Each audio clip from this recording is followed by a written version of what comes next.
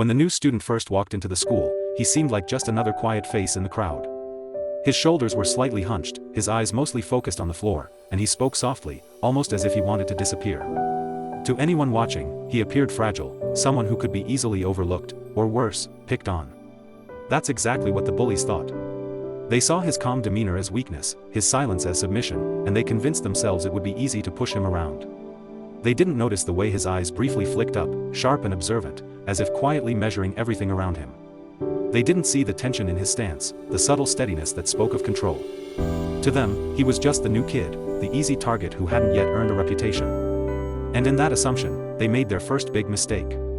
They were stepping into a story they had no idea how it would end, underestimating someone whose quiet exterior hid something far more formidable than they could imagine. It was the calm before the storm, and they had no idea the storm was already waiting. It didn't take long for the bullies to start their harassment. At first, it was small things, pushing his books off the desk, snickering when he stumbled in the hallway, whispering insults just loud enough for him to hear. They circled him like predators, testing boundaries, trying to provoke a reaction. Each shove, each laugh, seemed to fuel their confidence, making them bolder, more careless. They didn't realize that the calm he carried wasn't fear, it was patience, an invisible shield they were blind to. With every mocking word, they thought they were asserting dominance, proving that he didn't belong. The new student endured it all with an almost unnatural stillness, absorbing their attacks without letting a single sign of anger show. It frustrated them even more, because it went against every expectation they had. Their attempts to humiliate him only made him appear more composed, more untouchable in a way they couldn't comprehend. And as their cruelty escalated, each action pushing him further, they were unknowingly building the tension that would eventually explode in a way they never saw coming. They didn't know that with every insult, they were sharpening the storm. Despite the constant taunting and shoves, the new student didn't immediately retaliate. Instead, he gave subtle warnings, almost like signals, small hints that he wouldn't remain a victim forever. A sharper look, a steadying of his stance, the way he held his ground when they got too close, these were all quiet messages that said, "I see you, and I won't back down forever." But the bullies were too blinded by arrogance to notice. They laughed at the warning signs, dismissing them as quirks of a timid kid who had no idea what he was up against. They thought silence meant weakness, that patience was submission, and that any real resistance was a distant worry, not something imminent.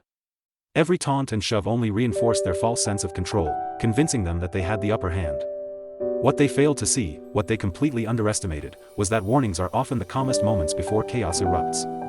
The new student was like a coiled spring, quiet, restrained, observing, and the more they pushed, the more tension built inside him, waiting for the precise moment when it would be unleashed. They didn't realize their laughter was fueling the storm they were about to face. The moment everything changed came suddenly, almost like a spark in a quiet room. The bullies pushed one step too far, a cruel shove paired with words that cut sharper than any fist. That was the line, the invisible barrier they had ignored for far too long. And in that instant, the new student reacted, not with panic, not with fear, but with a precision and intensity that took everyone by surprise. His movements were fast, controlled, almost fluid, as if he had been waiting for this exact moment all along. The bullies, who had spent the past days mocking and cornering him, froze, their confidence evaporating in the blink of an eye. What they thought would be an easy target had transformed into something entirely different, a force they had no experience facing. It wasn't mindless aggression, it was calculated, deliberate, a display of skill that left no doubt he could defend himself. In those few seconds, the balance of power shifted completely. The quiet kid they had underestimated had become the storm, and there was no turning back. They finally understood that underestimating him had been their gravest mistake. When the fight began, it was brutal, but it was far from reckless. Every move the new student made was measured, deliberate, controlled.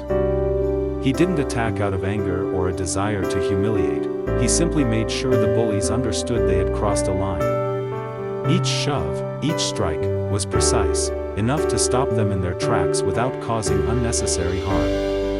The bullies had assumed chaos would follow, that he would lose control, but they were wrong. He was calm in the storm, aware of every angle, every movement, every reaction. They had built up a false sense of power over him, but it shattered in moments. The classroom, once filled with laughter at his expense, now held silence, punctuated only by the scuff of shoes and the thud of bodies meeting the ground. In those tense seconds, he wasn't just defending himself, he was sending a message: mockery and intimidation would no longer work. The same bullies who had strutted confidently now stumbled backward, eyes wide, suddenly small in his presence. It was brutal, yes, but it was fair, and the lesson was unforgettable. After the fight, the school atmosphere changed almost instantly. The bullies, once full of arrogance and cruel confidence, now looked at the new student with a mixture of fear, disbelief, and, surprisingly, respect.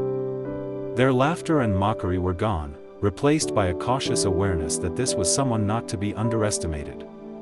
Other students, who had quietly watched or whispered behind their hands, began to see him differently as well. No longer just the quiet new kid, he became a symbol of strength and self-respect.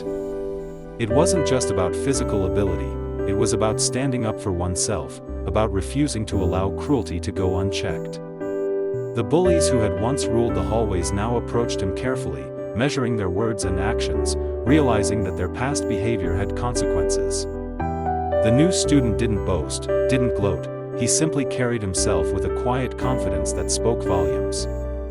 His calm strength and controlled response had shifted the balance of power, not through chaos, but through demonstration of skill and courage. The incident became a lesson for everyone, a reminder that bullying never goes unchallenged, and that true strength often comes quietly, until it is absolutely necessary to show itself. Respect had been earned, and it was undeniable.